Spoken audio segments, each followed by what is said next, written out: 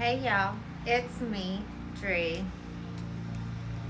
So for my Dear Dri today, I want to talk about what happens when you finally stop trying to close a loop in the 3D first. Because I think that for a very long time, I believed that closing a loop, I believe that had to come through conversation or through accountability or through explanation. I thought it had to come from the truth finally being spoken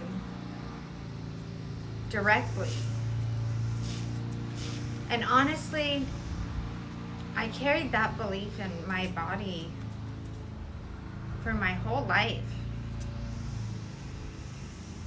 Even after no communication, even after distance,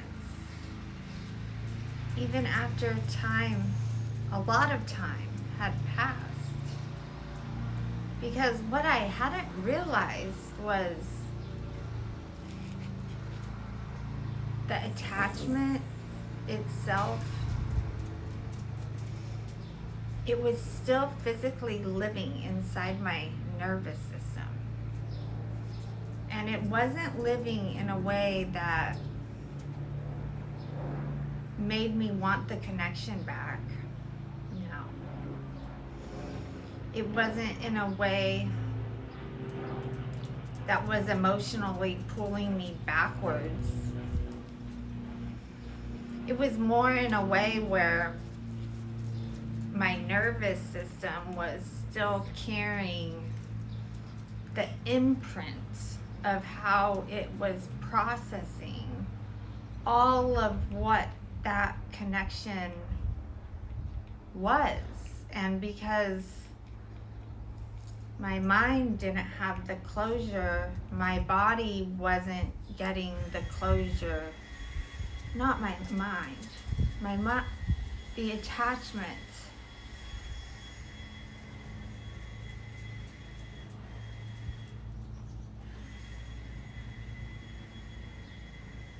The attachment couldn't close in the 3D because there was nothing communicating to my nervous system that the loop that was causing the imprint of what this connection was onto my nervous system. I had never spoken or communicated the message to my nervous system that it was over, that the loop was closed. And I never did that because, well, I never got the closure in the 3D. So while, years and years have gone by, I'm thinking that this situation is emotionally closed and processed because I've spent so much time with it, but because I never spoke it into the 3D, it could never collapse inside of my body. I think that's what it is that I'm trying to say. My daughter is calling me, texting me. Okay, she's okay. So, what's happening here this last couple weeks is that once I became consciously aware of all of this that I just explained, everything started changing very quickly. Because the awareness itself in my mind, it created change. And the change was through charge. the awareness, it created a charge. But the charge, it wasn't towards reattaching. It was towards releasing it. It was like, there's an attachment here that I thought was gone. And if this thing is still attached to me, I want it out. It was like, once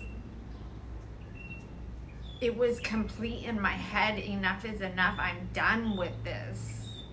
It was like my entire system immediately recognized that that connection no longer belongs inside of me. And from that moment forward, my emotions, my nervous system, even my physical body, it all started reorganizing in real time. Like, it was like my full body was using its full capacity to break the chain of this attachment completely. And I could feel it. And wasn't breaking it through force, and it wasn't breaking it through obsession, and not through trying to reconnect, but it was through detachment, through completion, through finally allowing the attachment to leave my system fully. And it wasn't instant. It did take a week, probably, maybe longer. But what's really interesting is this, is while I was realizing that I still carried this attachment in my body, this entire situation revolving that connection was existing 5 states away from me. And that other side of this connection, it was already entering a full-blown reality collapse, all on its own. And the timing of that, I mean, you guys, the timing of that, there's been no contact in 5.5 years. And right at the very time that I'm realizing that I am done with this attachment that I didn't even know I was carrying, at the same exact time, the other side of this reality, this loop, it was already collapsing. This is my daughter again. I didn't put on my do not disturb. I don't know. The timing of that, it changed me.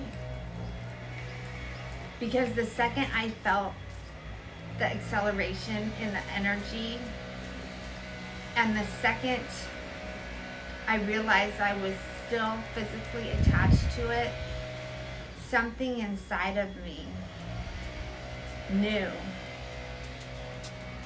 I just knew that it was time to release this connection and what I went through with it fully.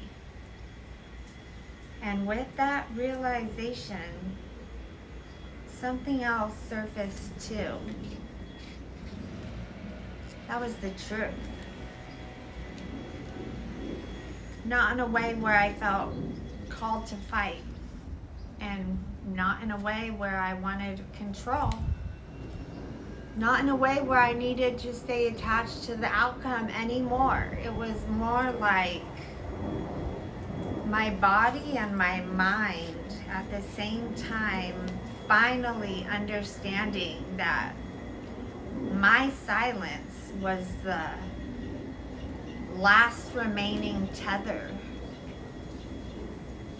And so I spoke. Not directly. I spoke my truth into reality itself. I spoke 6 sentences, and that was it. Just 6 sentences, spoken into the energy field, into reality. And after I spoke those 6 sentences, I turned around and I walked away. I didn't stay to manage the outcome because I didn't care. I didn't stay to defend myself because I didn't care. And I didn't stay to watch it all land because I didn't care. I walked away with no reason to ever return again. And when I look at the whole situation, that moment, honestly, that moment had to have been my release of it altogether, because that allowed what it is that I had said in those 6 sentences to finally land where it mattered the most. Because for the first time, there was no attachment left behind my words. No grasping, no chasing, no trying to force people to see. I just spoke the truth. And then I released it. And once that happened, everything that was unstable on the other side, that all started collapsing even further at an accelerated rate. It was like the distortions couldn't hold anymore. The loops, they started closing. The truth started surfacing naturally to the exact people that needed to see it the most. And seeing all this take place in real time, it kind of changed my understanding of reality completely, because I'm thinking that for a long time I misunderstood what manifestation actually was, because I thought manifestation meant getting the thing that you want in reality, you know, like calling in the dream relationship or calling in abundance, calling in my dream life. No, what I'm realizing now is that maybe that part of manifestation comes later, but the part of manifestation that I am in is starting much earlier than all of that material stuff. Because manifestation it started the moment my internal reality became more real to my nervous system than the external reality that I've been trapped inside for so long. And because that happens, your body stops feeding realities that no longer belong to you. And when enough energy is removed from distortion, the distortion starts collapsing under its own weight. Not because I controlled it, but because I stopped unconsciously sustaining it. And then that makes me just think that it kind of changes the meaning of as above, so below for me. Because I don't think that means control the external world. I think it means that once something becomes fully true within you, absolute, then reality, it has to reorganize itself around that truth. And it eventually has to meet you where you are. And maybe that's why some closures never arrive through conversation. Maybe some closures arrive through reality itself, finally reflecting back everything that it is that your soul already knows is done. It's really powerful. It was really powerful to see this all play out over the last however long.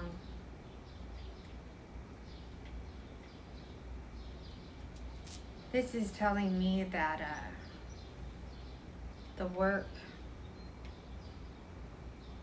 the path, everything it is that we're following, it really does yield tangible results. And I've experienced so many magical moments along the way over this course of time, but this one is like figuring out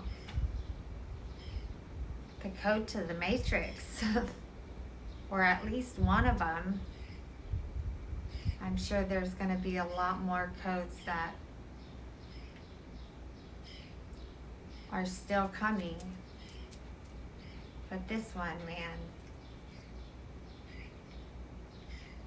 I just figured out how to accelerate my reality when the times are less than favorable.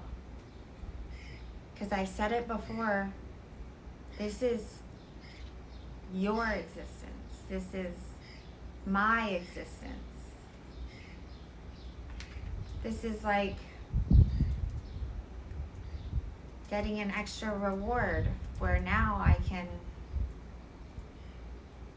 use this gift and